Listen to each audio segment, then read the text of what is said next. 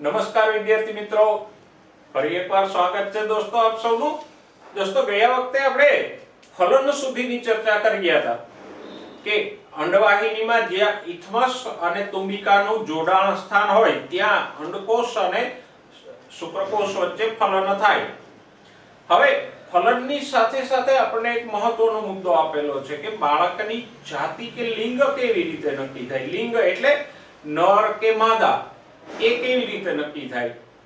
તો કે જુઓ, મનુષ્યમાં કુલ મળીને 23 જોડ રંગસૂત્રો હોય એ આપણે જાણીએ છીએ। હવે આ 23 જોડ પૈકીની 22 જોડી છે એ દૈહિક રંગસૂત્રો કહેવાય। 22 જોડી છે એને આપણે કહીશું દૈહિક રંગસૂત્રો।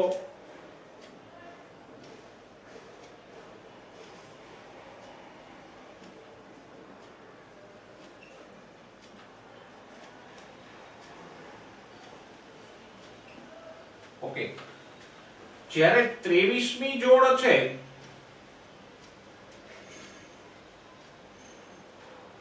એને આપણે શું કહીશું? લિંગી રંગસૂત્રો।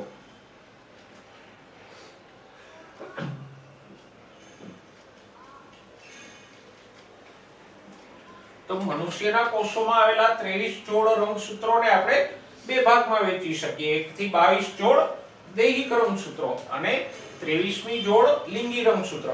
હવે લિંગની સ્ત્રીયન એટલે કે બાળક નર થશે કે માદા એ નક્કી કરવા માટે કોણ મહત્વનું છે? આ 23મી જોડ છે એ જ મહત્વની છે।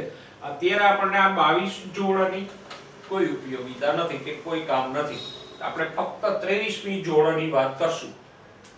ઓકે, હવે આ 23મી લિંગી રંગસૂત્રોની જોડ છે એ નર અને માદા બેમાં જુદી જુદી હોય। નરમાં એ જોડી હોય છે XY, એટલે કે નરમાં 23મી જોડના એક રંગસૂત્રને આપણે સંજ્ઞા આપશું X અને બીજાને આપશું Y। X છે થોડું મોટું હોય, Y રંગસૂત્ર થોડું નાનું હોય, તો નરમાં 23મી જોડી કેવી હોય? XY। જ્યારે માદામાં 23મી જોડ છે એ સરખી જ હોય, એમાં બે રંગસૂત્રો સરખા હોય, X પ્રકારના જ। તો નરમાં 23મી જોડી XY હોય, જ્યારે માદામાં XX હોય છે। હવે જ્યારે અર્ધીકરણ થાય, અંડકોષ જનન કે શુક્રકોષ જનન વખતે આપણે ભણી ગયા કે અર્ધીકરણની ક્રિયા થાય છે, ત્યારે જોડીમાં રહેલા રંગસૂત્રો છૂટા પડે।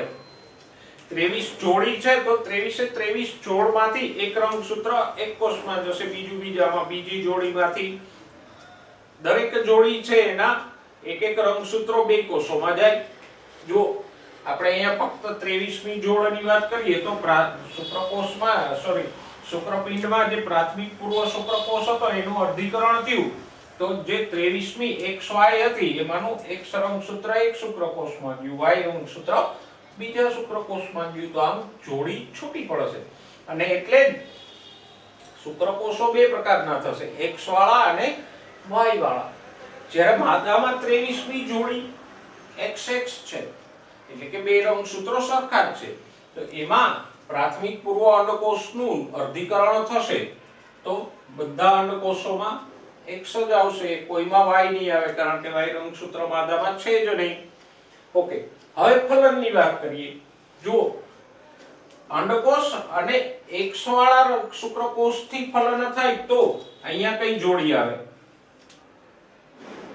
ફલિતાંડમાં કયા બે રંગસૂત્રો ભેગા થશે? 23મી જોડમાં XX, કારણ કે અંડકોષમાંથી X આવે છે, શુક્રકોષમાંથી X આવે છે, અને માટે આવું બાળક કેવું થશે? માદા એટલે કે સ્ત્રી થશે। હવે જો Y વાળા શુક્રકોષથી ફલન થયું હોય તો ફલિતાંડમાં XY આવશે, અને XY હશે તો બાળક કેવું થશે? નર।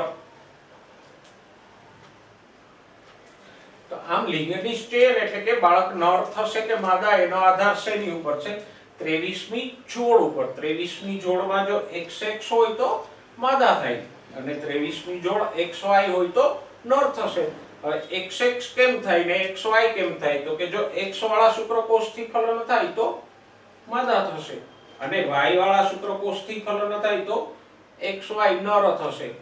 તો સરવાળે આપણે કહી શકીએ કે સમાજમાં ભૂતકાળમાં જે ગેરમાન્યતા પ્રવર્તતી હતી કે દીકરો થાય કે દીકરી એના માટે માતા જવાબદાર છે, તો એ માન્યતા છે એ ખોટી છે. પુત્ર થશે કે પુત્રી એના માટે કોણ જવાબદાર છે? પુરુષ કે પિતા.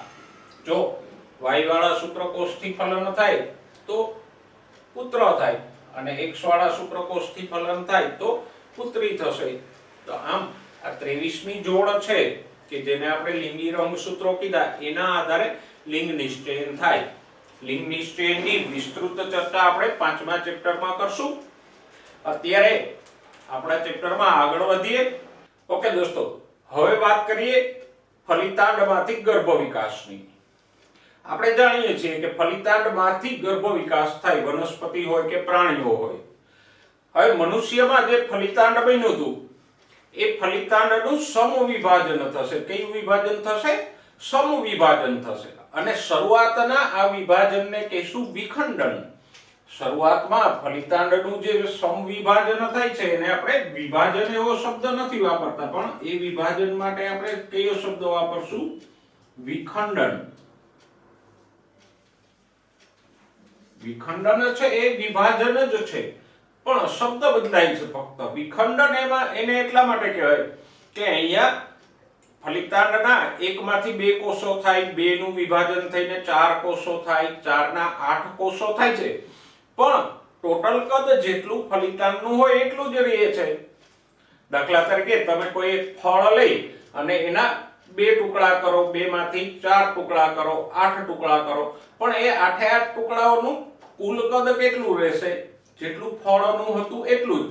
તો અહીંયા વિભાજન થઈને 1 માંથી 2, 2 માંથી 4, 4 માંથી 8 કોષો બને છે, પણ એ બધા કોષોનું કુલ કદ છે ફલિતાંડના કદ જેટલું જ રહે છે.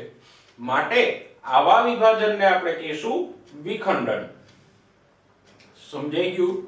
અને આવું વિખંડન એટલા માટે થાય છે કે જો ફલિતાંડનું કદ છે વિભાજનની સાથે સાથે વધતું જાય તો એવો ગર્ભ છે કદાચ અંડવાહિનીમાં અટકી પણ જાય. તો આમ ગર્ભનું કદ વધતું નથી, કારણ તો કે કદ ન વધે તો એ અંડવાહિનીમાં અટકી ન જાય.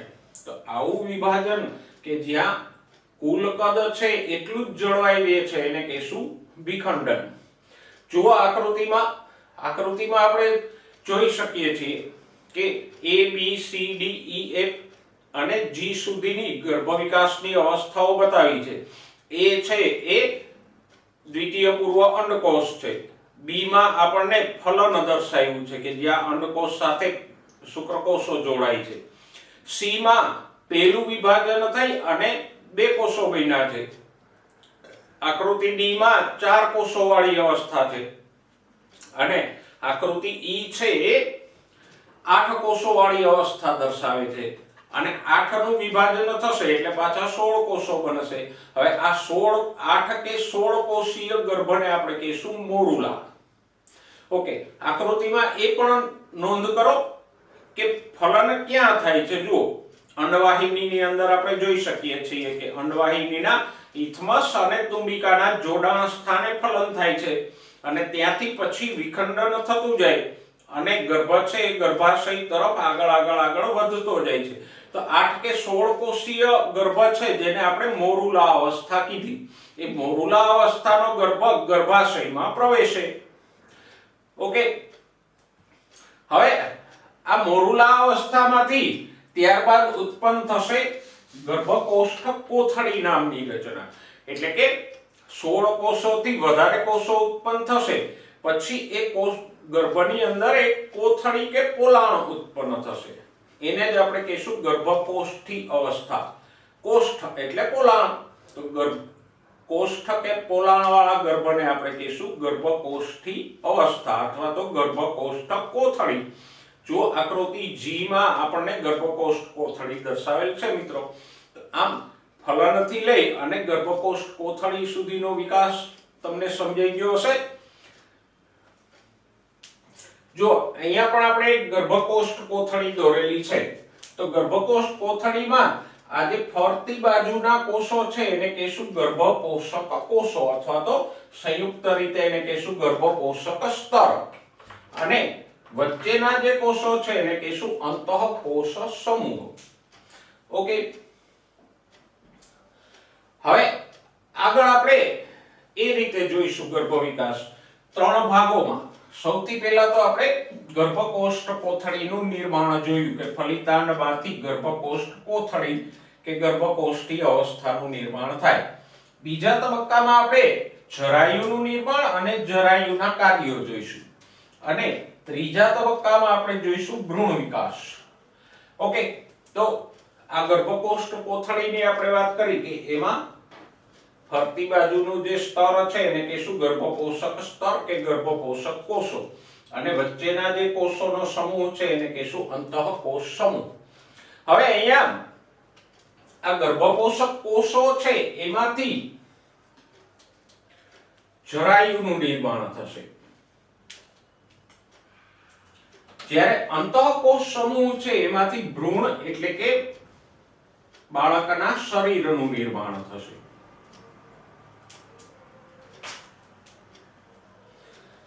તો શરૂઆતમાં ગર્ભકોષ્ઠ કોથળીમાં 2 રચનાઓ છે, ગર્ભપોષક કોષો અને અંતઃકોષ સમૂહ. ગર્ભપોષક કોષોમાંથી શું બને છે? જરાયુ બને છે. જ્યારે અંતઃકોષ સમૂહમાંથી શું બને છે? ભ્રૂણ. તો હવે આપણે જરાયુનું નિર્માણ અને જરાયુના કાર્યોની ચર્ચા કરીએ દોસ્તો. ઓકે બાળકો, જરાયુ નિર્માણ અને જરાયુના કાર્યોની ચર્ચા પહેલા એક શબ્દ જોઈ લે, ગર્ભસ્થાપન. હવે આપણે વાત કરી કે 8 થી 16 કોષો વાળો ગર્ભ જેને આપણે મોરુલા અવસ્થા કહીએ છીએ એ ગર્ભાશયમાં પ્રવેશે. હવે ગર્ભાશયમાં આવો ગર્ભ પ્રવેશે પછી એમાં આગળ વિકાસ થતો રહેશે ને ગર્ભકોષ્ઠ કોથળીમાં ફેરવાય. સાથે સાથે આ ગર્ભપોષક કોષો છે એ ગર્ભાશયના અંતઃસ્તર એટલે કે એન્ડોમેટ્રિયમ સાથે જોડાશે અને ધીમે એ એન્ડોમેટ્રિયમની અંદર ઉતરશે. આવો ગર્ભ છે એ ધીમે એન્ડોમેટ્રિયમની અંદર દાખલ થશે. સાથે અંતઃસ્તર એટલે કે એન્ડોમેટ્રિયમની પેશીઓ પણ વિકાસ પામી અને ગર્ભને ઘેરી લેશે. ઓકે,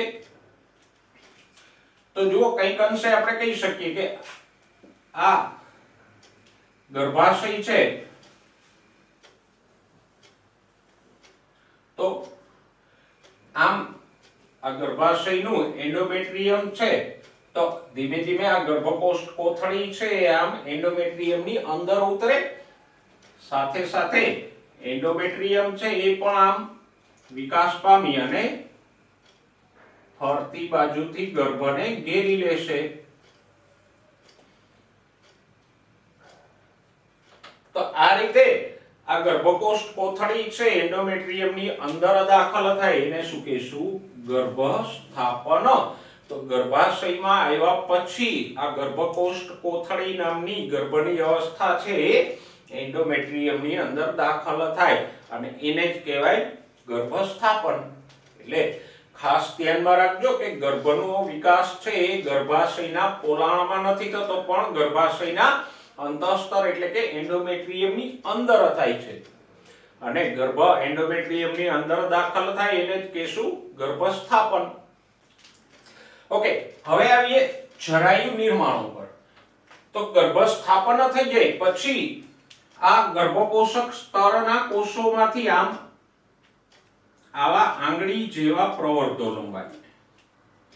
જેમ વૃક્ષના મૂળ હોય એવી જ રીતે આમ શાખિત આંગળી જેવા પ્રવર્ધો લંબાય એને કહીશું ગર્ભપોષક રસાંકુરો. આ પ્રવર્ધોને શું કહીશું? ગર્ભપોષક રસાંકુરો. તો ગર્ભસ્થાપન પછી ગર્ભપોષક સ્તરમાંથી આવા ગર્ભપોષક રસાંકુરો ઉત્પન્ન થશે.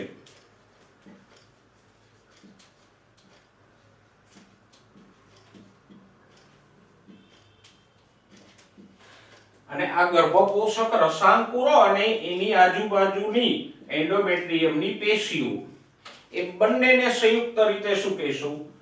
જરાયુ. તો જો પ્રક્રિયા શું થાય છે તો કે ગર્ભપોષક સ્તરમાંથી આવા ગર્ભપોષક રસાંકુરો ઉત્પન્ન થાય છે અને બીજું જરાયુ કોને કહેવાય તો કે આ ગર્ભપોષક રસાંકુરો અને એને ઘેરતી એન્ડોમેટ્રિયમની પેશી, એ ભાગને સંયુક્ત રીતે આપણે શું કહીશું? જરાયુ. અને આ જરાયુ છે એ જ માતા અને ગર્ભ વચ્ચેનું જોડાણ છે. માતા અને ગર્ભ વચ્ચે જે કઈ દ્રવ્યોની આપ-લે થશે એ કોના દ્વારા થશે? આ જરાયુ દ્વારા.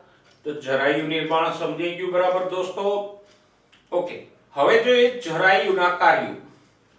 જરાયુને માતા અને ભ્રૂણ વચ્ચેનો રચનાત્મક અને ક્રિયાત્મક એકમ ગણવામાં આવે છે, અથવા તો એમ કહીએ કે જરાયુ છે એ ભ્રૂણ અને માતા વચ્ચે રચનાત્મક અને ક્રિયાત્મક એકમ બનાવે છે. એવું એટલા માટે કે એક તો એ ભૌતિક રીતે કે રચનાકીય રીતે માતાનું ગર્ભાશય અને ભ્રૂણ વચ્ચેનું જોડાણ છે. સાથે સાથે એ માતા અને ભ્રૂણ વચ્ચે દ્રવ્યોની આપ-લે પણ કરે છે. તો એક તો એ રચનાત્મક જોડાણ છે, સાથે સાથે એ આપ-લેની પ્રક્રિયા પણ કરે છે. એટલે રચનાત્મક અને ક્રિયાત્મક જોડાણ આપણે કહીશું એને. ઓકે, હવે જરાયુના કાર્યો. જરાયુનું પહેલું કાર્ય કયું છે? તો કે જરાયુનું પહેલું કાર્ય છે દ્રવ્યોની આપ-લે.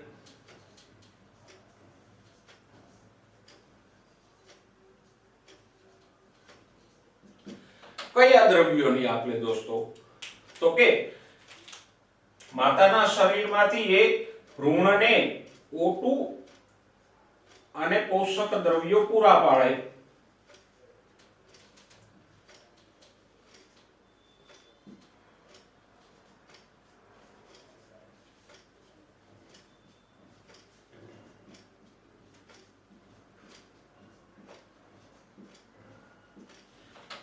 આ એક આ જે જરાયુજ અંકુરો છે એ આજુબાજુની પેશીમાં આવેલી રુધિરવાહિનીઓમાંથી ઓક્સિજન અને પોષક દ્રવ્યો મેળવી અને ભ્રૂણને આપશે.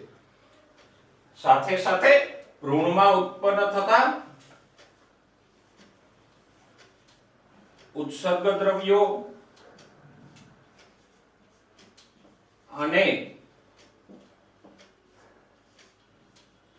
CO2 નો નિકાલ કરશે. તો આમ જરાયુનું પહેલું કાર્ય શું છે? દ્રવ્યોની આપ-લે. કયા દ્રવ્યોની આપ-લે? તો કે માતાના શરીરમાંથી O2 અને પોષક દ્રવ્યો ભ્રૂણને આપે અને ભ્રૂણમાં ઉત્પન્ન થતા CO2 અને ઉત્સર્ગ દ્રવ્યોનો માતાના રુધિરમાં નિકાલ કરશે. તો આમ માતા અને ભ્રૂણ વચ્ચે દ્રવ્યોની આપ-લે કોણ કરે છે? આ જરાયુ. સાથે સાથે જરાયુનું બીજું કાર્ય પણ આપણે લખીએ. તો જરાયુ છે ઘણા બધા અંતઃસ્ત્રાવોનો સ્ત્રાવ પણ કરે.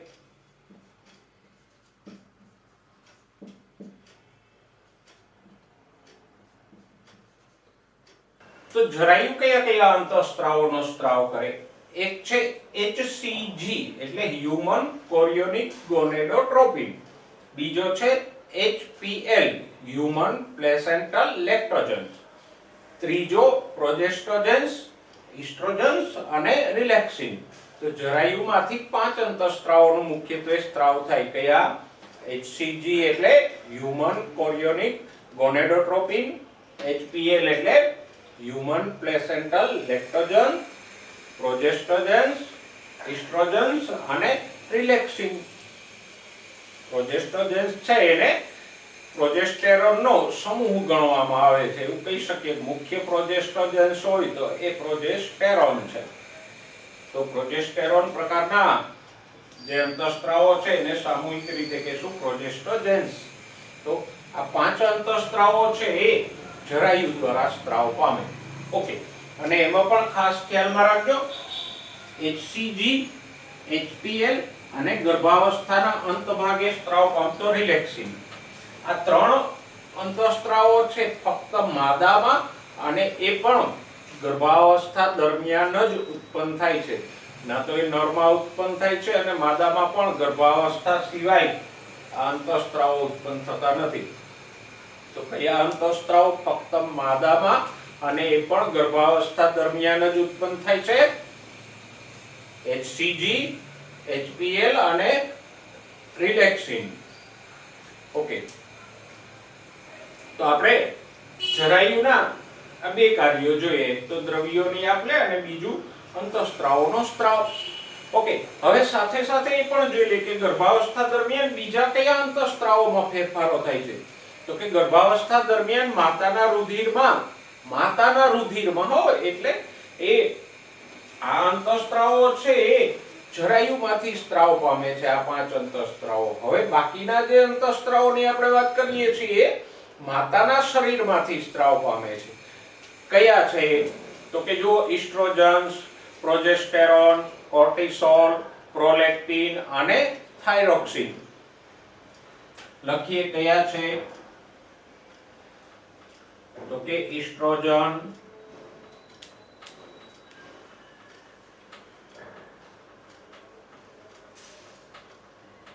પ્રોજેસ્ટેરોન,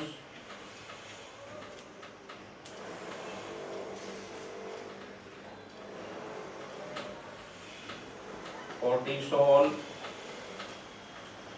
થાઇરોક્સિન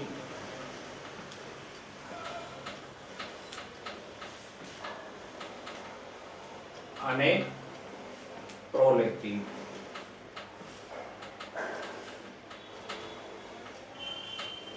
તો કુલ મળીને આપણે 10 અંતઃસ્ત્રાવોની વાત કરી. 5 HCG, HPL, પ્રોજેસ્ટેરોન, સિસ્ટ્રોજન અને રિલેક્સિન કે જે જરાયુમાંથી સ્ત્રાવ પામે છે. અને આ 5 છે એ માતાના શરીરની ગ્રંથિઓમાંથી સ્ત્રાવ પામે. જેમ કે ઇસ્ટ્રોજન, પ્રોજેસ્ટેરોન છે તો એ અંડપિંડમાંથી સ્ત્રાવ પામે અને ગર્ભ વિકાસ અને જાતીય લક્ષણો ઉપર અસર કરે. કોર્ટિસોલ છે તો એ એડ્રિનલ ગ્રંથિમાંથી સ્ત્રાવ પામશે.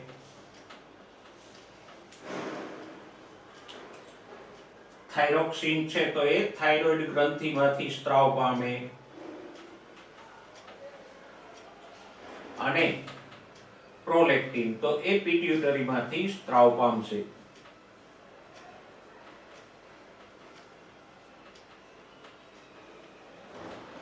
ઓકે, એડ્રિનલ અને કોર્ટિસોલ અને થાઇરોક્સિન છે એ ચયાપચયનો દર વધારશે. કારણ કે ગર્ભ વિકાસ થતો હોય તો ગર્ભ વિકાસ માટે ઊર્જા જોઈએ, નવા દ્રવ્યો જોઈએ, તો એને કારણે ચયાપચયનો દર વધશે અને એ વધારવા માટે કોણ જવાબદાર છે? કોર્ટિસોલ અને થાઇરોક્સિન. જ્યારે પ્રોલેક્ટિન છે એ સ્તન ગ્રંથિઓનો વિકાસ કરશે. તો આમ ગર્ભાવસ્થા દરમિયાન ટોટલ 10 અંતઃસ્ત્રાવો ભાગ ભજવશે. 5 છે એ જરાયુમાંથી સ્ત્રાવ પામશે, 5 છે એ માતાના શરીરમાં આવેલી ગ્રંથિઓમાંથી સ્ત્રાવ પામશે. તો દોસ્તો અહીંયા બીજા મુદ્દામાં આપણે બે બાબતોની ચર્ચા કરી.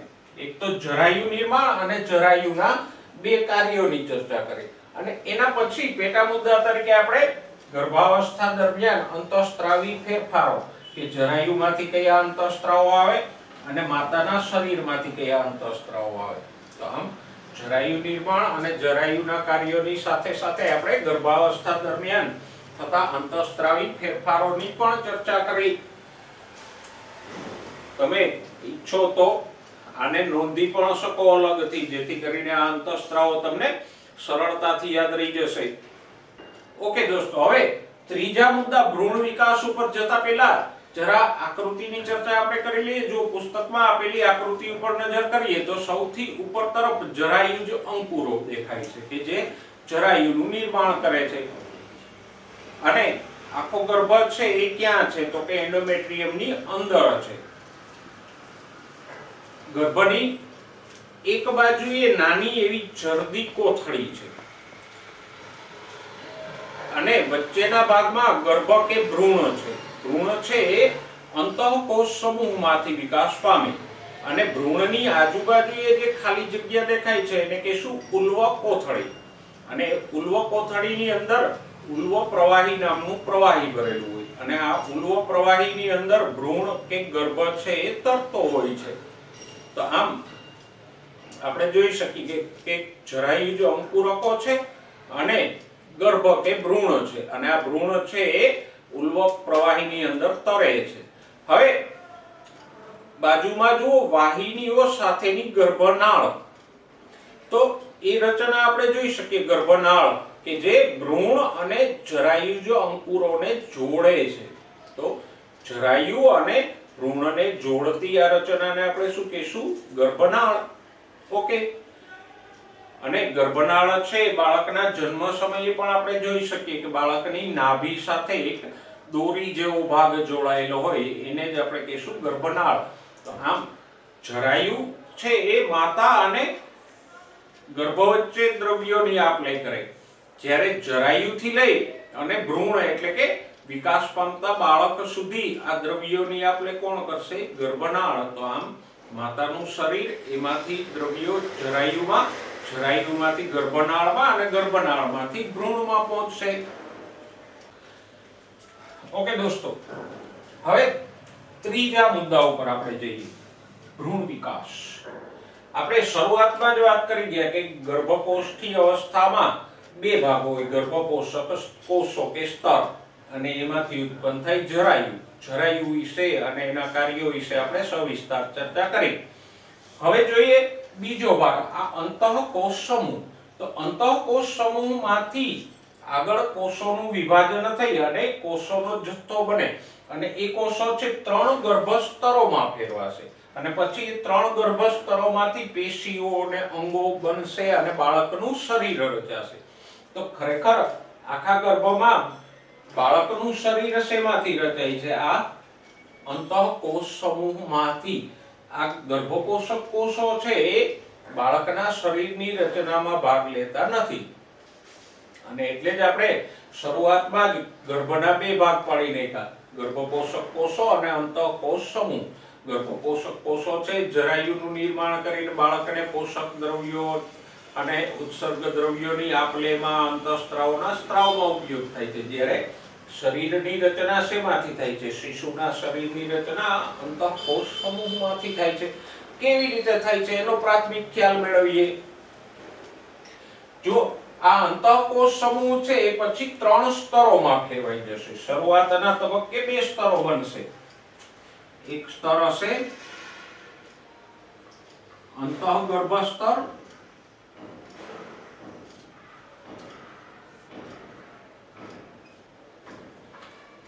અને બીજું બનશે બાહ્ય ગર્ભ સ્તર.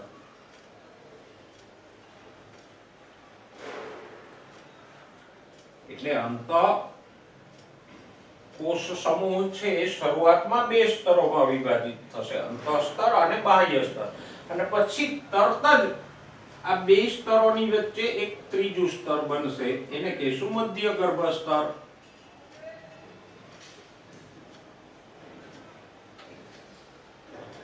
આમ અંતઃકોષ સમૂહમાંથી 3 ગર્ભ સ્તરો બને છે, અંતઃગર્ભ સ્તર, મધ્ય ગર્ભ સ્તર અને બાહ્ય ગર્ભ સ્તર. અને એટલે જ યાદ કરો 11મા ધોરણનું 4થું ચેપ્ટર, એમાં આપણે દ્વિગર્ભસ્તરી અને ત્રિગર્ભસ્તરી પ્રાણીઓની વાત કરી ગયા. તો મેરુદંડી સમુદાય છે એના પ્રાણીઓ ત્રિગર્ભસ્તરી છે કારણ કે એના ગર્ભમાં આમ કોષોના 3 સ્તર બને છે.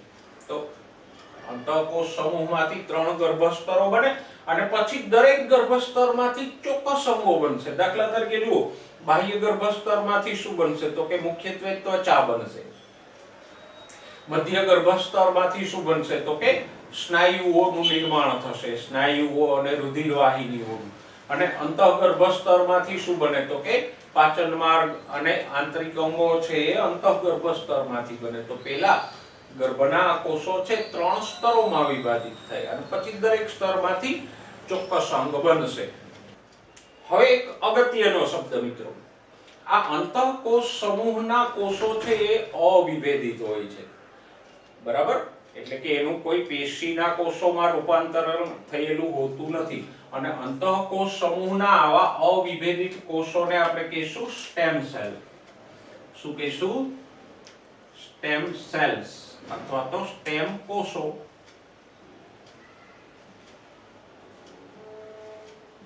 તો અંતઃકોષ સમૂહના આ અવિભેદિત કોષો છે ને કયા પ્રકારના કોષો આપણે કહીશું? સ્ટેમ કોષો અથવા સ્ટેમ સેલ્સ. અને પછી આપણે સમજી શકીએ કે આ સ્ટેમ સેલ્સ માંથી જ બધા અંગોનું આગળ જતા નિર્માણ થાય. જેમ જેમ ગર્ભ વિકાસ આગળ ચાલશે તેમ તેમ આ અવિભેદિત સ્ટેમ સેલ્સ માંથી જ બધા અંગો અને પેશીઓ બનશે. હવે આ શબ્દ અગત્યનો એટલા માટે છે કે આ સ્ટેમ સેલ્સ માંથી જેવી રીતે ગર્ભ વિકાસ દરમિયાન પેશી કે અંગો બન્યા, ઓકે, તો ઉક્ત વ્યક્તિના શરીરમાં પણ અમુક જગ્યાએ આવા સ્ટેમ સેલ્સ હોય જ.